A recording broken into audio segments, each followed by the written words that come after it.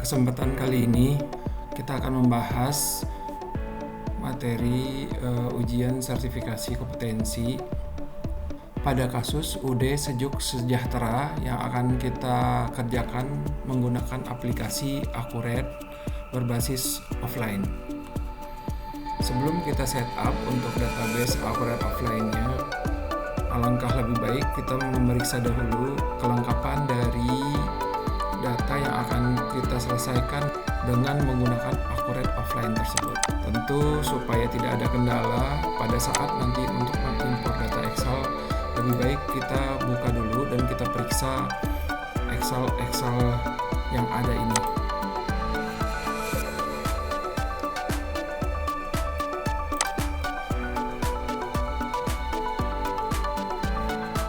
Saya mulai dari kode 07 daftar aksi tetap yang muncul ini.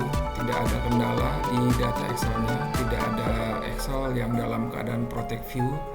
Kita tutup kembali. Di 03 daftar pemasok tidak juga dalam keadaan protect view, masih dalam kompatibel. Untuk yang kedua daftar pelanggan seharusnya aman-aman saja. Saya tutup kembali. Untuk aktiva tetap pajak juga sudah sesuai, saya tutup kembali. Berikutnya untuk akun ada isi nih di bagian F3 ini lebih bagus kita hapus dahulu supaya tidak nanti kita salah tafsir dalam melakukan pengimporan data Excel ini. Kita simpan kembali, terus kita tutup.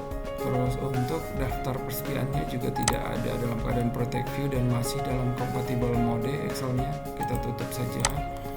Untuk 06 tipe aktiva tetap juga aman saja, kita tutup kembali. Kita cek dahulu untuk kelengkapan dari materi soalnya. Kita langsung cek saja untuk bagian yang ada kepentingannya terhadap Akuret yang akan kita setup. Nah, ini dia UD Sejuk Indonesia. Seperti kita ketahui, perusahaan ini adalah berbentuk persekutuan. Dan ini bagian-bagian penting: dasar akrual, periode akuntansi 1 Januari, PPN 11%, termin net 30, ada denda, pengeluaran di atas 1 juta dengan cek, kas kecil di bawah 1 juta, kas kecil menggunakan dana tidak tetap. Untuk penjualan ada sama seperti yang tadi, ada PPN 11%, ada termin net 30, menggunakan pencatatan persediaan perpetual sistemnya, terus moving average, metode garis lurus untuk persediaan, laporan kas menggunakan metode langsung yang terhubung nanti untuk pencetakan. Baik, kita cek untuk neraca saldonya. Nah, ini perlu kita pahami bahwasanya dimulai nanti pada tanggal 30 November 2024 untuk data awal kita. Nah, setelah kita mengetahui, tentu kita perlu untuk membuat database kita.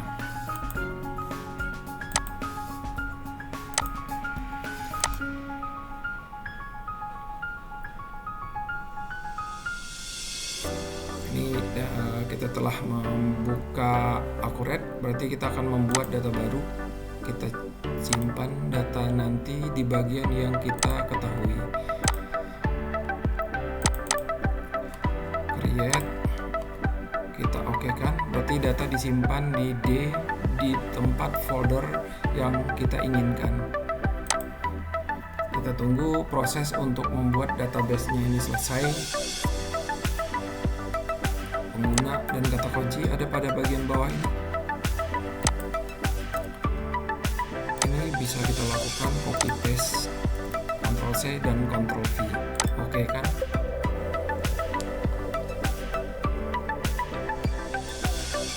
Bahasa silakan dipilih, hanya ada 2 pilihan bahasa, Indonesia dan Inggris. Untuk setup, tentu karena kita punya data Excel, berarti setupnya adalah setup mahir. Klik lanjut. Ini untuk mata uang, tadi kita telah lihat di dalam kebijakan perusahaan, bahwasanya perusahaan adalah single currency. Saya akan mengisi nama mata uang. IDR Indonesia dalam rupiah, nilai tukar 1 akan diartikan 1 rupiah adalah 1 negara Indonesia dan simbolnya adalah Rp. Berikutnya kita klik lanjut. Nah, ini terhubung dengan nama perusahaan. Kita juga bisa melakukan copy paste dari soal. Ini dia UD Sejuk Indonesia. Saya copy saja di paste pada bagian ini. Alamat kita tambahkan. Saya memisah alamat 1 dan alamat 2-nya. Alamat 2 dan Jakartanya itu di bawah.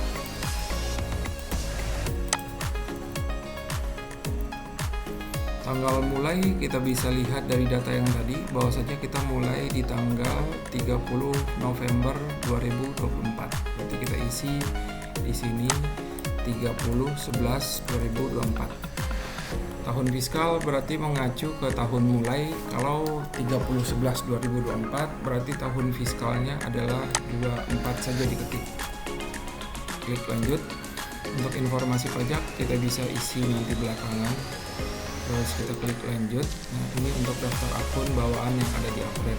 Karena kita tidak menggunakan, kita perlu untuk hapus dahulu. Klik hapus. Selanjutnya di pencet enter saja. Berikutnya return earning karena tidak bisa dihapus. Nah, gitu ya. Berarti kita akan pindah ke bawah. Kita klik hapus kembali. Opening balance tadi bisa dihapus, tapi nanti ketika kita melakukan ketika kita melakukan impor Excel kembali, opening balance akan tetap muncul. Baik, kita akan melakukan pengimporan data akun yang sudah kita punya. Nah, ini sudah masuk ke folder yang kita inginkan. Untuk menarik data Excel, kita rubah file tipe menjadi Excel sehingga muncul akun dan sampai dengan aktiva tetap atau ketujuh Excel tadi. Kita pilih daftar akun karena kita akan mengimpor akun. Open sehingga muncul pada bagian berkasnya sudah terisi, lalu pilih ambil. Berikutnya kita hapus judul yang ada di Excel tersebut supaya tidak muncul nanti pertanyaan yang membingungkan untuk dijawab. Akun no, kita jawab nomor akun. Akun name, kita jawab nama akun. Akun tipe, kita jawab tipe akun. Ini kita perlu mendefinisikan juga untuk tipe akun. Kasbank adalah kasbank, akun piutang adalah akun piutang, persediaan adalah persediaan, aktiva lancar lainnya juga. Untuk aktiva tetap. Berikutnya akumulasi penyusutan, kita cari lagi ke bawah, ada 16 tipe akun yang perlu kita petakan pada Akuret offline ini. Tentang lancar lainnya, hati-hati, kita harus lebih teliti karena ketika ada kesalahan berarti nanti kita akan bolak-balik pada bagian ini. Jangka panjang, ekuitas, kita jawab ekuitas juga. Terus pendapatan, kita akan cari pendapatan. Harga pokok, kita cari harga pokok juga. Beban, kita pilih langsung ke beban saja. Pendapatan lain, kita pilih pendapatan lain juga. Terus berikutnya terakhir adalah beban lain-lain. Kita oke kan? Terus yang terakhir adalah saldo awal.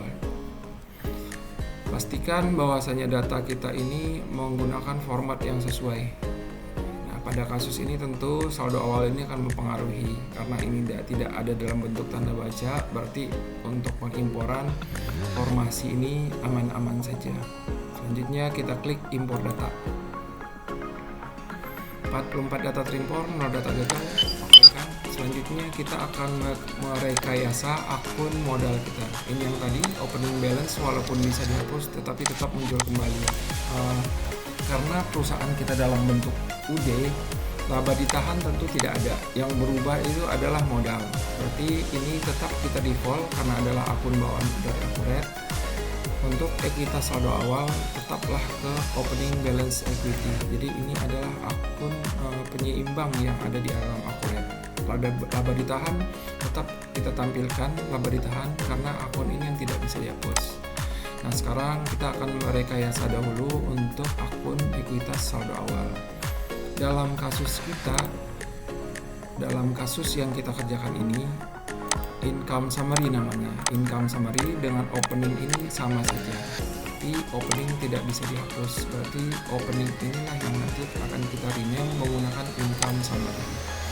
Kita bisa ingat nomornya 3 strip 1300 income summary. Jadi ini kita hapus dan si opening balance kita ganti 3 strip 1300 kita ganti menjadi income summary.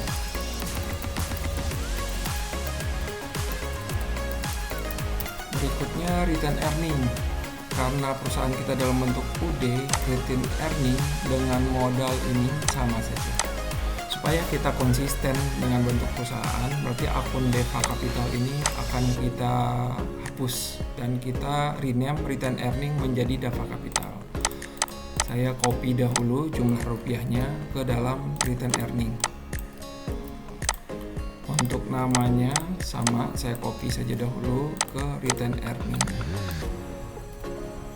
Karena nomor tidak bisa double, saya copy dahulu dan DEVA Capital saya hapus. Dan untuk si DEVA Capital tadi saya paste untuk nomor akun.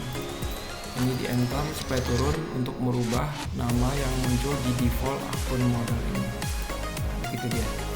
Jadi income summary sudah ke ekuitas saldo awal, income summary sudah ke ekuitas saldo awal, dan akun laba ditahan ke DEVA Capital karena perusahaan kita dalam bentuk persekutuan.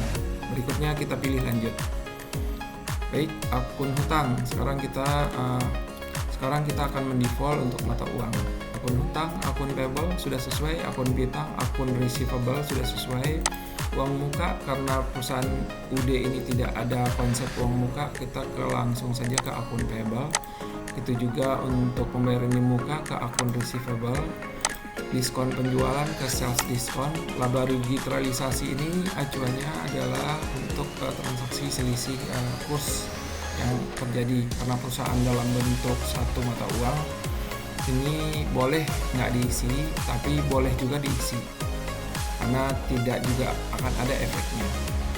Saya isi saja dahulu dengan menggunakan contoh di sini. Saya akan cari akun umpamanya other operating expense. Nah, ini sama, saya copy paste saja. Karena efeknya juga tidak ada nanti karena perusahaan adalah single currency. Lanjut. Nah, tadi ada net 30. Saya isi dulu untuk nanti sifat COD disiapkan dahulu saja. Lihat judul, persentase diskon, hari diskon, dan jatuh tempo. Karena COD tidak ada diskon, tidak ada hari diskon, jatuh tempo juga tidak ada. Pada nama enter saja. Tadi ada net 30, tidak ada diskon, tidak ada hari diskon, dan jatuh tempo 30. Itu net 30. Kita akan coba satu, gimana kalau seandainya ada syarat tuh 2/10 N per 30. Berarti diskon, persentase diskon 2%, hari diskon 10 hari, jatuh tempo 30 hari. Pada bagian nama enter saja. Begitu caranya. Untuk pajak sekarang, kita kasih kode T untuk teks. Nama PPN tadi 11%. Keterangan kita samakan saja. Terus untuk nilai 11% acuannya. Pajak penjualan kita cari lebih bagus kita cari dari nama saja. Kalau nomor tentu agak panjang karena pencarian nomor tentu berdasarkan nomornya. Karena di sini adalah PPN penjualan, saya ketik PPN akan muncul berarti PPN outcome. PPN pembelian begitu juga dari nama PPN income. Selanjutnya enter. Supaya refresh, klik lanjut. Nah, sekarang kita ada di tipe pelanggan, tidak ada tadi di kebijakan perusahaan, metode pengiriman juga tidak ada, klik lanjut saja. Sekarang kita ada di pengimporan untuk pelanggan. Kita pilih pelanggan, kita cari, ketika kita tarik ya, karena kita telah pengimporan yang kedua, dia akan langsung tertuju ke folder yang pertama tadi. Kita tinggal rubah saja file tipe jadi Excel. Kita pilih yang pelanggan, akan ambil, dia sudah muncul pada bagian berkas, pilih ambil. Berikutnya kita hapus judulnya. Selanjutnya kita akan mendefinisikan dari kolom data sumber nomor pelanggan dengan nomor pelanggan, nama pelanggan, terus alamat 1, berikutnya nomor telepon, berikutnya syarat,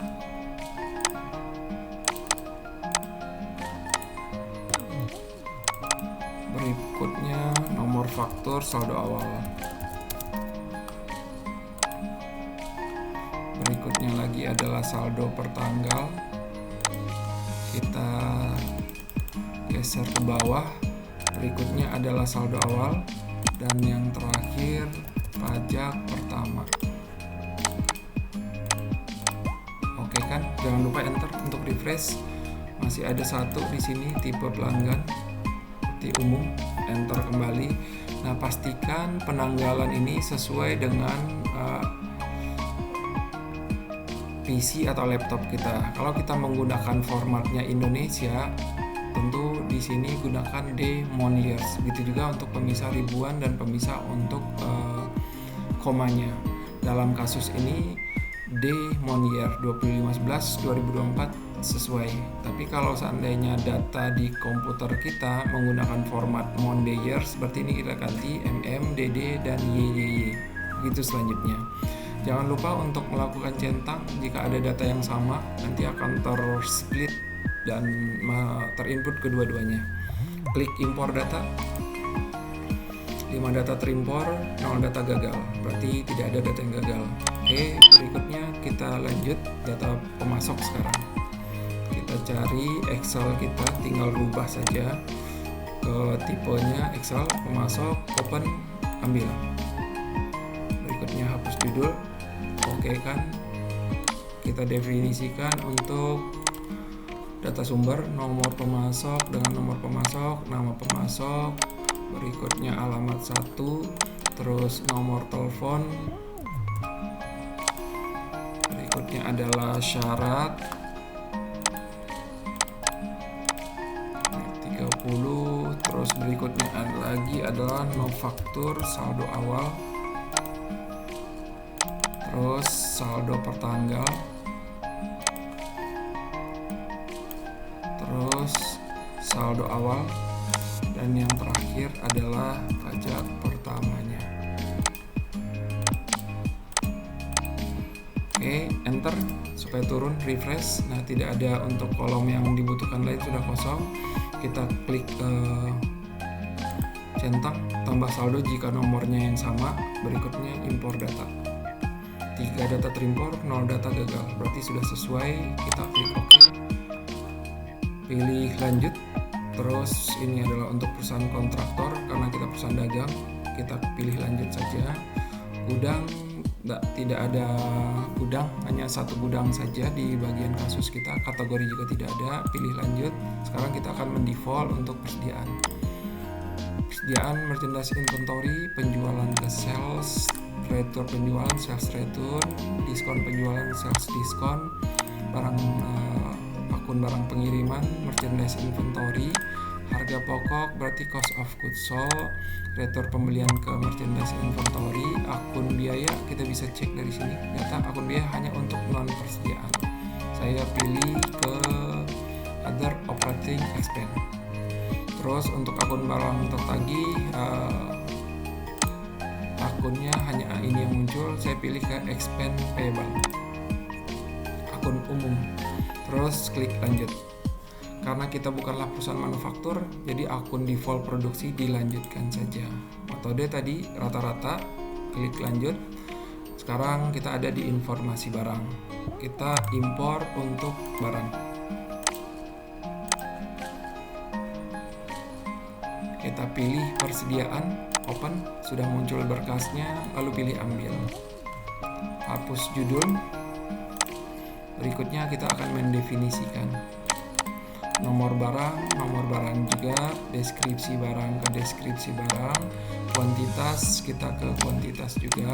Untuk unit 1 kita pilih unit 1 juga, per tanggal kita pilih per tanggal, satuan kontrol quantity, terus def harga jual 1, kita lihat lagi ke bagian bawahnya. Berikutnya adalah total biaya, ke total biaya juga, tipe barang, kita pilih tipe barang. Persediaan sama, kita pilih persediaan. Kode pajak penjualan 11%, dan yang terakhir adalah kode pajak pembelian 11% juga. Kita oke kan, lalu enter. Masih ada satu di kolom-kolom yang dibutuhkan, tipe persediaan kita pilih karena akurat yang saya install ini adalah akurat manufaktur, sehingga memunculkan data untuk beberapa tipe dari persediaan. Karena ini ada pesan dagang, berarti langsung saja ke barang jadi. Terus enter. Jangan lupa tambah saldo centang pada bagian ini. Jika ada nomor yang sama, pastikan juga untuk format tanggal sesuai seperti tadi, lalu impor data. Oke, tidak ada data yang gagal, pilih lanjut. Tipe aset tetap kena pajak. Kita akan mengimpor bagian yang berikutnya. Bagian kelima, aktiva tetap pajak. Open, ambil, hapus judul. Berikutnya kita definisikan golongan aktiva tetap ke golongan aktiva tetap. Umur ekonomis, kita ke umur ekonomis. Metode penyusutan, kita ke metode penyusutan juga. Kita definisikan straight line method itu metode garis lurus. Double declining ke metode double declining, dan non depreciable tidak terdepresiasi. Kita pilih enter. Ini tidak ada, kolom yang dibutuhkan sudah kosong, lalu impor data. 20 data terimpor, 0 data gagal. Oke, kita klik lanjut.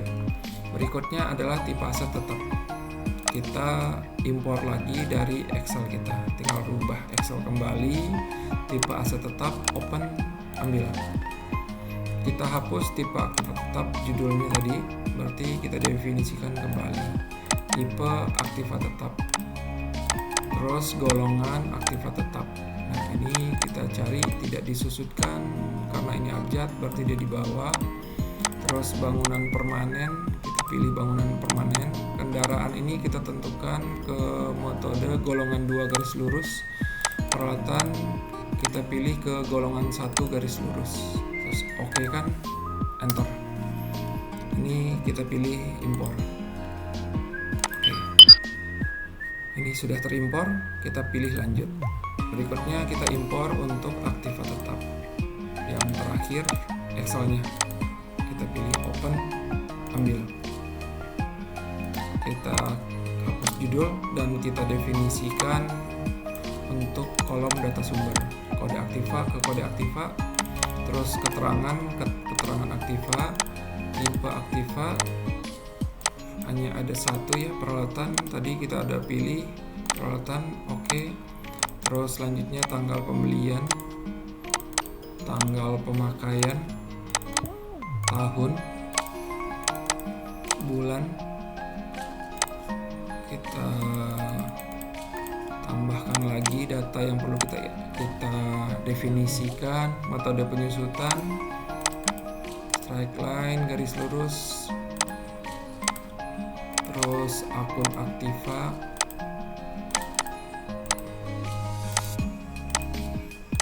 terus berikutnya akun akumulasi, berikutnya lagi akun beban depresiasi,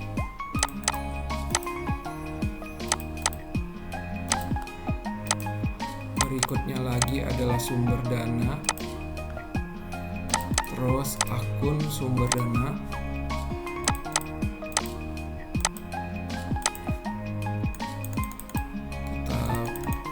Lagi untuk berikutnya, tidak berwujud berarti tidak berwujud, no berarti salah, terus aktiva tetap pajak, yes berarti benar, nilai residu berarti kita pilih nilai residu, dan quantity atau kuantitas kita enter. Tidak ada centang pada bagian aktiva tetap ini. Selanjutnya kita pilih impor data, kita klik. Satu data terimpor, 0 data gagal. Oke kan? Ini sudah masuk untuk aktiva tetapnya. Klik lanjut. Ini lanjut lagi, dan selesai.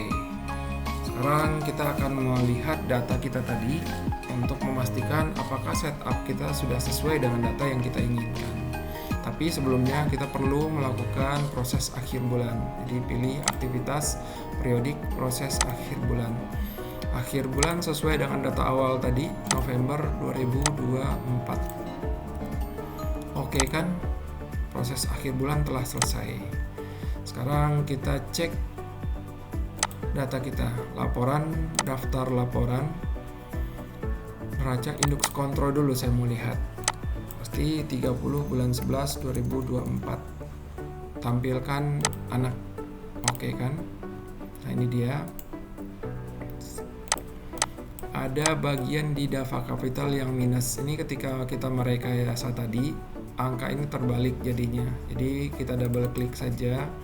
Terus kita double klik kembali. Nah ini kita balik menjadi deva kapitalnya di debit dan di kreditnya adalah income summary. Di debitnya income summary.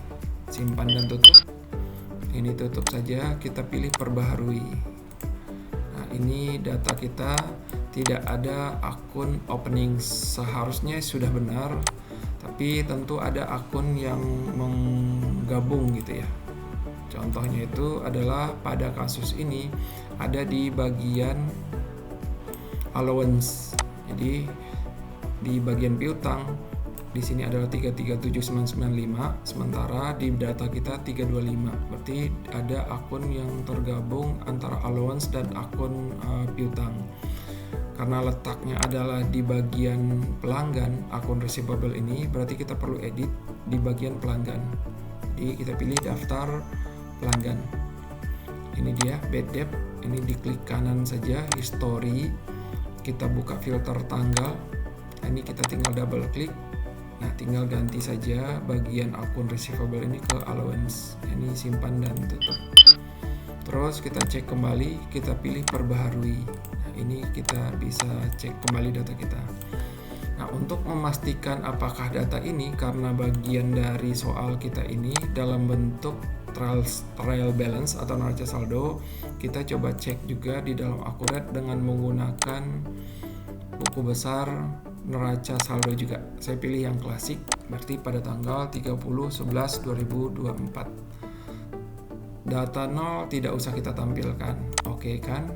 Nah, ini datanya. Kita cek ya di dalam data kita, dari jumlah saja langsung 2942665.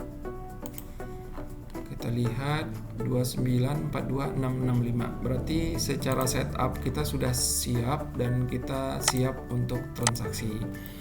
Untuk transaksi kita akan lanjutkan dengan video yang berikutnya.